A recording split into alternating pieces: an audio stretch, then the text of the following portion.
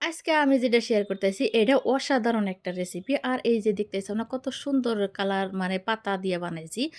আর এই পাতার রেসিপিটা খুবই সহজ, কুলি পিঠাটা খুবই সহজ। ধইনার পাতা আর আমি আলুর পাতা দিয়ে বানাইছি। তো যাই হোক আর কিবা করে বানাইছি এটাই তোমার হাতে শেয়ার করমু। আর আশা করছি তোমরা সম্পূর্ণ ভিডিওটা দেখবা।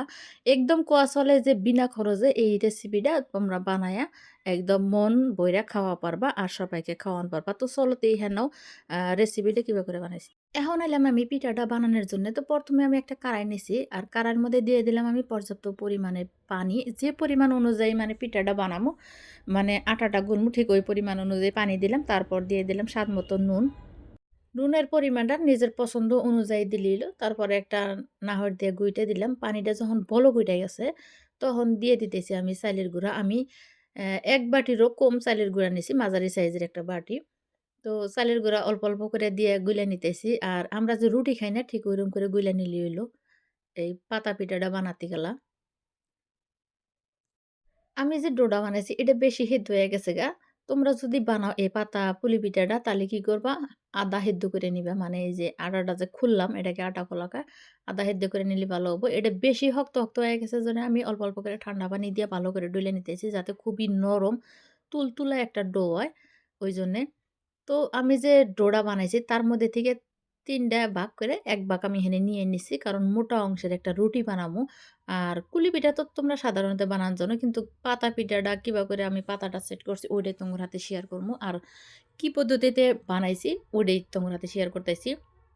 তো ১ম এ একটা রুটি বানায় নিতেছি এই যে শুকনা চালের গুঁড়া দিয়ে ভালো করে রুটি বানাইতেছি। তো আমি আগে কইছি যে আমার আটা গোলাটা ঠিক হয় নাই।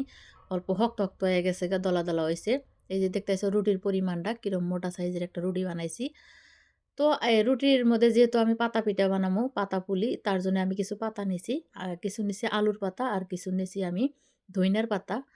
তো আমি ১ম এ আলুর পাতাটা দিয়া দেখাইতেছি যে আমি কিভাবে করে পাতাটা সেট করছি।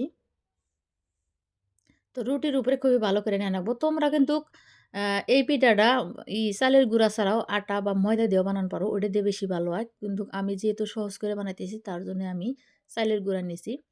এই যে যত পরিমাণ অনুযায়ী মানে বড় সাইজের যেভাবে করে আমি পুলি বানামু ঠিক ওই পরিমাণ মতো আমি কাইটে নিতেছি। তোমরা ছোট বড় করে নিতে পারো।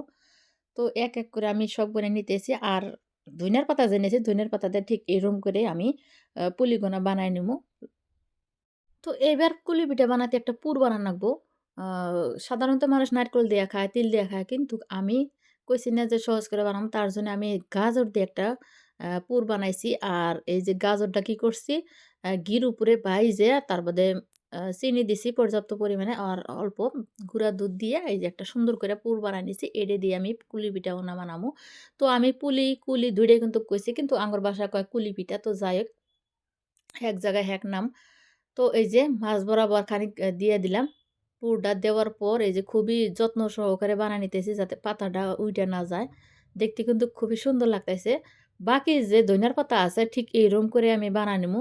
তোমরা অবশ্যই একদিন খাইয়া দেখো।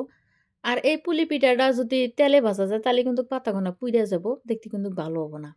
তার জন্য এটা কি করবো? ভাপে দিমু। ভাপে সিদ্ধ দিয়ে এই কুলির পিঠাটা খাওয়া লাগে। তো আমি এই যে ৩ টা পিঠা বানায় নিছি। তো বাকি আরো যেতুটি বানামু আমি ঠিক এইরকম করে বানামু। আমি আলুর পাতা দিয়ে দেখাইলাম। তোমরা যার পাতা দিয়ে বানা খাবার চাও ঠিক এরকম করে বানা খাইও।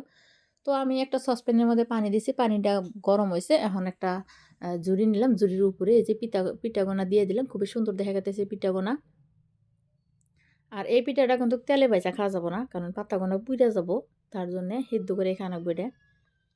তো অনেকক্ষণ সময় হয়ে গেছে গা, এটাকে ভাপানো হয়ে গেছে গা। এখন আমি এই যে ঝুড়িটা হুদ্দা তুইলা নিতেছি। আর খেয়াল রাখা রাখবো যাতে তলে থেকে জানি পানিটা পিঠার মধ্যে না পায় নাহলে কিন্তু এটা গইলা যাবো গা। তো এই পিঠাটা বানায় আমি যাকে, যাকে দিছিলাম তারাই প্রশংসা করছে। মানে খাওয়ার থেকে দেহা বেশি ভালো লাগে তার জন্যে। তো আমি একটা খাইয়া তঙ্গুর কাছে কইতেছি কিরম লাগছে। আমার কাছেও কিন্তু ভালোই লাগতেছে। যদি পুরোটা স্বাদ হয় তাহলে কিন্তু পিঠাটাও খাতে স্বাদ লাগে। তো তোমরা যদি না খায়া থাকো এবার করে একদিন খাইও আর কমেন্ট করে জানাও। আমার ভিডিওটা কিরম লাগছে তোমরা কমেন্টের মধ্যে জানাও। যদি ভালো লাগে লাইক, শেয়ার, কমেন্ট করে দিও। তো আজকের মতো বিদায় নিতেছি।